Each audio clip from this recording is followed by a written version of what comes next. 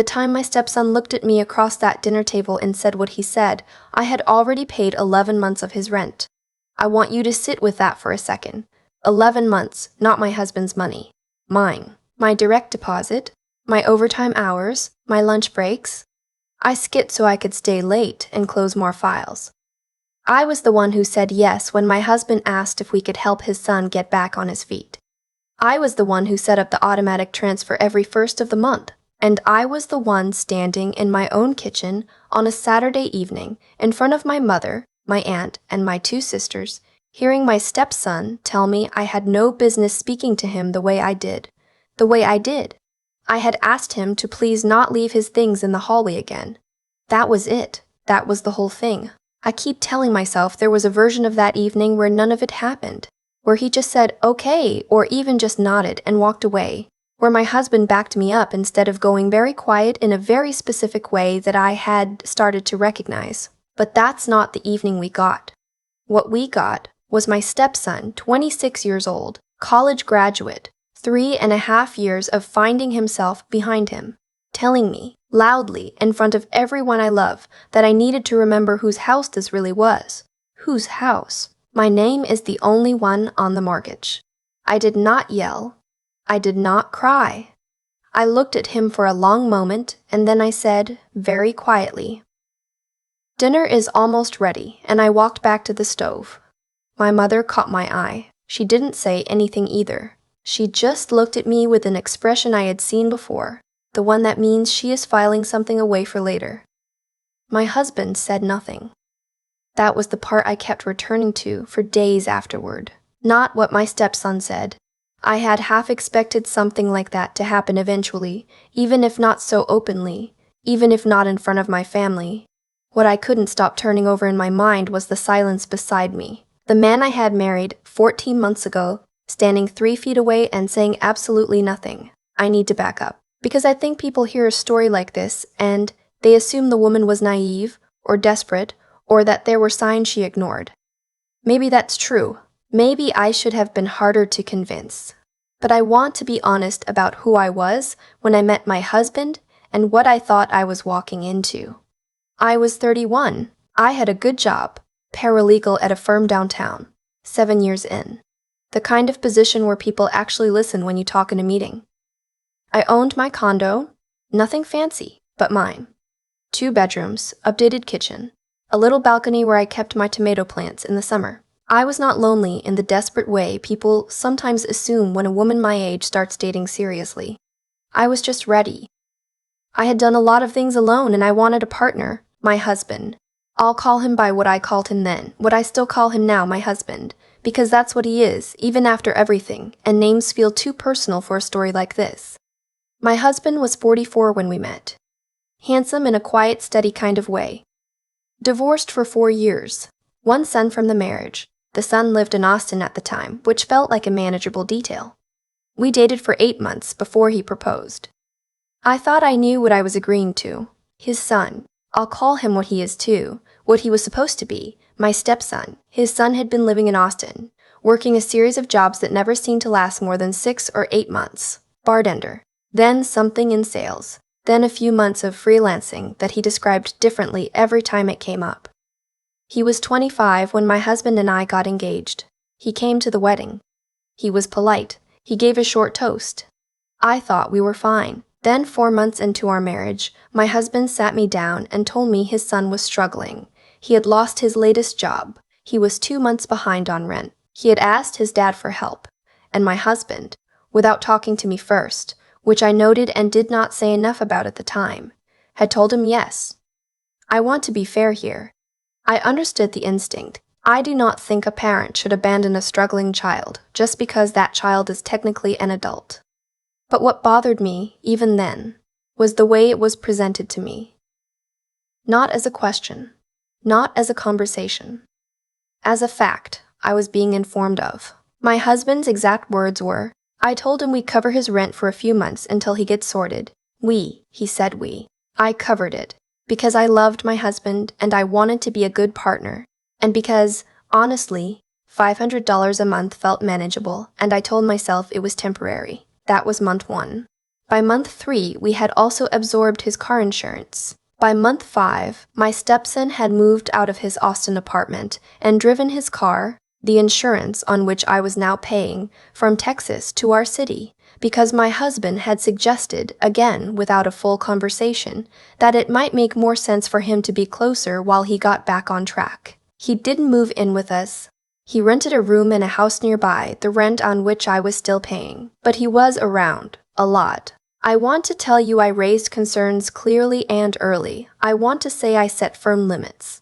The honest version is that I raised soft concerns and then talked myself out of pushing harder because I didn't want to be the wife who made her husband choose between her and his kid. I know how that story ends. I had seen it end badly for women I respected. So I adjusted. I accommodated. I told myself the situation was temporary, and that my stepson would find his footing, and that my husband would eventually see what this arrangement was costing me, not just financially, but in the quiet, harder-to-name ways that don't show up on a bank statement. By the time my family came to visit, we were 11 months into the arrangement.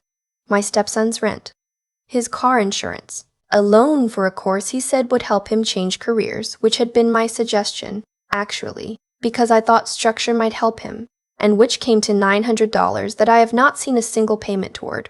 My husband's contribution to all of this was moral support, and the word we. My family drove in on a Friday.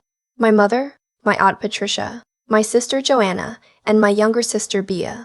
I had been planning this visit for 6 weeks. I cleaned the whole condo. I bought good wine. I made my grandmother's lasagna, which takes 3 hours and which I only make for people I want to feel truly welcomed. My stepson stopped by on Saturday evening. He did this sometimes without much warning, and normally I didn't mind. Or I had trained myself not to show that I minded. He let himself in with the spare key my husband had given him. I was in the middle of getting dinner on the table. My mother was setting out the bread. My aunt was telling a story about her neighbor's new dog. Everything was warm and loud and good in the way that family gatherings can be good, when everyone is comfortable and no one is performing. My stepson came in, said hi to the room, dropped his jacket on the bench in the hallway, and set his bag down against the wall where I had asked him, more than once, not to leave things because it blocked the space when more than 2 people were coming through. I did not make a scene. I genuinely did not want to. I just said when he walked past me toward the kitchen, "Hey, could you grab your stuff from the hall? I have a full house tonight." What he said back to me, and I have replayed this so many times I have it memorized, was, "You know, you don't have to act like this is your place just because you pay for things." My dad's name is on this too. The room went quiet. Not the kind of quiet that follows a loud noise. The slow, spreading quiet of people realizing something has happened that they cannot unhappen. I felt my face do something I couldn't fully control. Not tears, just a kind of stillness that I think my body defaulted to because the alternative was something I didn't want to do in front of my family. I looked at my husband. He looked at the floor. I turned back to the stove. Dinner happened. I got through it. My mother made conversation with the determination I recognized as love. She was covering for me, filling silence, asking my aunt questions, laughing a little louder than the jokes warranted. My sisters both found reasons to come stand near me in the kitchen. No one said anything directly. We are not that kind of family in the moment. We are the kind of family that holds things gently until we can hold them privately. My stepson ate. He was easy and pleasant, the way people sometimes are after they've said something they know was wrong and have decided not to acknowledge it. He told a story about a podcast he'd been listening to. He thanked me for dinner. He left. After I cleaned up and my family had gone to their hotel for the night, my husband and I sat in the living room. He started with, "I know that wasn't great." I said nothing. He said he didn't mean it the way it sounded. I looked at him. I said, "What way did he mean it?" My husband didn't answer. He said, "I'll talk to him." I said, "Okay." Then I went to bed. I lay there for a long time. I was not crying. I was thinking which, for me, is sometimes worse. I was thinking about the 11 months, the transfers I had set up, the insurance payments, the $900. I was thinking about the spare key and the drop jacket and the way my husband had found something very interesting to look at on the floor at the exact moment I needed him to look at me. I was thinking about a sentence I had read somewhere, a long time ago. The moment you realize someone has been counting on your silence is the moment the silence has to stop. I made a decision before I fell asleep, not an angry decision, a quiet one, the kind that comes after the anger has finished, and what's left is just clarity. The next morning, while my husband was in the shower, I sat down at my laptop. I canceled the automatic rent transfer. That was the first thing. It was set up through my bank account, my name, and it took me less than 2 minutes. The next month's payment was 8 days out. I moved it back indefinitely. I pulled up the car insurance portal. His car had been added to my policy at my husband's request, back in month 3, because my plan had better rates. I removed it. I noted the effective date. I found the record of the career course payment, $900, sent as a Zelle transfer labeled loan. I drafted a short factual message payment plan request, no anger, just documentation, and I did not send it yet. I saved it as a draft. Then I closed the laptop and went to make coffee. My husband came out of the shower and asked if I wanted to get breakfast before my family headed back. I said sure. We went to the diner around the corner, and I sat across from my mother and my sisters and drank my coffee and talked about my aunt's drive home and whether Bea was going to change jobs and what my mother wanted to do for her birthday in October. Normal things. Real things. The kind of things that remind you who you are when you've spent too long being someone else's patience. My family left around noon. My mother hugged me for an extra beat at the door. She said in my ear, "You know what you're doing." And I didn't answer, but I squeezed her hand. My husband got a call from his son 3 days later. The text I saw, he left his phone on the counter, said something about the rent portal showing a declined payment and was something wrong with the account. My husband came to me and said, "Hey, something happened with the transfer to my son's landlord." I said, "No, I canceled it." He looked at me for a long moment. Then he said, "Why?" I told him, not loudly. I sat down at the kitchen table and I told him everything I had been carrying. The money, yes, but not only the money. The way decisions had been made without me. The way I had been expected to absorb things without being asked. The way he had stood 3 feet from me while his son spoke to me in my own home, in front of my family, and had not said a single word. I said, "I love you. I want to be your partner. But I am not a bank that your son can make withdrawals from while calling the ATM the problem." I said, "I need you to decide what kind of marriage you want to have, because right now, you have been treating my contributions like they're automatic and my feelings like they're optional, and those two things cannot both be true at the same time." My husband was very quiet for a long time. Then he said, "I didn't see it that way." I said, "I know. That's the part I'm asking you to work on." It took time after that, more than I expected. My husband called his son and had a conversation I was not part of, but that he told me about afterward, told me his son had pushed back, said I was being vindictive, that I had never really accepted him. My husband said he told his son that wasn't the point. The point was that he had spoken to his wife the way he did, in her home, in front of her family, and that no one had the right to do that regardless of how they felt. He said his son had gone quiet. And then his son had said, "I know. I shouldn't have said it." The car insurance stayed off my policy. The rent stayed canceled. My husband and his son had several more conversations that I wasn't part of, and somewhere in those conversations, his son started picking up additional shifts at a job he'd gotten a few weeks earlier. A decent one this time. Project coordinator for a small events company. Something with actual growth track. He paid his rent himself in month 2. And then month 3. The $900 came back, $75 at a time, through Zelle, on the 1st of every month. I didn't ask for that. His son arranged it on his own. I found out when the first transfer came in with a note that said, for the course, month 1 of 12. 12 months. He did the math himself. I am not going to tell you we are close now, my stepson and I. We are not. We are careful with each other in the way of people who have seen what the other is capable of and are choosing, slowly, to try anyway. He doesn't drop his things in the hallway anymore. I make enough lasagna when I cook it to send a container with my husband when he visits his son on Sundays. It's not forgiveness exactly. It's more like the beginning of the conditions under which forgiveness becomes possible. My husband and I are still working on things. We see a counselor every other week. She has this way of asking questions that sound simple and isn't, and we have had some very hard conversations in that little beige office. But we are having them. That matters to me. The man I married is still in there, underneath the habits and the blind spots and the years of doing things a certain way. I see him trying. I try too. What I know now, that I did not know 14 months into this marriage, is that love is not the same thing as permission.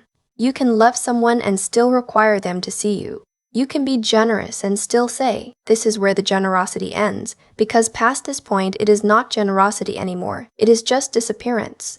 I spent almost a year disappearing a little at a time. The money was just where it showed up most clearly. The real disappearance was happening every time I swallowed something instead of saying it. Every time I told myself the accommodation was temporary. Every time I watched a decision get made in my name without my voice in the room. The morning I canceled those transfers, I got something back, not the money. The money is largely gone, and I have made my peace with that. What I got back was the part of myself that knows what I will and won't accept. The part that had been very quiet for a very long time. I don't know if this story is useful to anyone. I hope it is. I hope if you are somewhere in the middle of what I was in the middle of. Counting months, adjusting expectations, telling yourself one more accommodation won't change anything. I hope you hear this. The silence only works for one of you. And it isn't you. I have thought a lot about cause and effect since that Saturday evening. Not in a dramatic way, just the quiet, practical way you start to see patterns after you've lived inside one long enough to recognize its shape. My stepson didn't become the person who said what he said to me in a vacuum. Someone had to show him, for years, that his words didn't have consequences. That anger could be expressed freely and cleaned up by someone else afterward. That a woman who provides, who adjusts, who stays calm, can be spoken to any way he chose because she would absorb it and move on. He had learned that lesson somewhere, and for 11 months I had been reinforcing it. That's the part that stayed with me. Not his words, not even my husband's silence, but my own. Every time I didn't say what I meant, every time I moved a bag from the hallway without mentioning it again, every time I processed a bank transfer without revisiting whether it was still the right decision. I was teaching people how to treat me. And I had been a very patient, very thorough teacher. What I understand now is that integrity, real integrity, not the performance of it, requires more than doing the right thing. It requires doing it with your eyes open. I was generous for the right reasons, but I had stopped being honest about the cost. And when you stop being honest about the cost of your own generosity, you start to disappear, slowly. The way a tide goes out, you don't notice until the shoreline looks completely different. The morning I canceled those transfers wasn't revenge. I want to be clear about that, because I've asked myself. It was accountability, mine, mostly. I was finally holding myself accountable for having agreed to things without conditions, for having let a temporary arrangement calcify into a permanent expectation. The money was the most visible part of that, so that's where I started. But what I was really doing was redrawing the line that I had let drift too far. My stepson making those Zelle payments, $75 every first of the month. The note that just said, month 1 of 12, that did something to me I didn't expect. Not because I needed the money back, though that mattered, but because it told me he was capable of it, of accountability, of doing the hard, unglamorous work of making something right slowly, without applause. That kind of effort doesn't come from nowhere. It comes from a person deciding they want to be different than they were. That's what I mean when I say this story isn't really about money. It's about what happens when 3 people, me, my husband, his son, all decide at different moments and in different ways to do the harder thing instead of the easier one. The easier thing for me was staying quiet. The easier thing for me was staying quiet. The easier thing for my husband was looking at the floor. The easier thing for my stepson was never sending that first payment. None of us took the easier thing. And that's the only reason we're still figuring this out together. I don't have a clean ending to offer. Life doesn't run on clean endings, but I do know this. The version of me who would have just adjusted, again, who would have told herself one more accommodation was fine, that version of me would have eventually disappeared completely. What I got back, the morning I sat down at my laptop and made those quiet, deliberate changes, was the ability to stay, to actually be present in my own life, in my own home, in my own marriage, not as someone who absorbs, as someone who belongs there. That's worth more than 11 months of rent,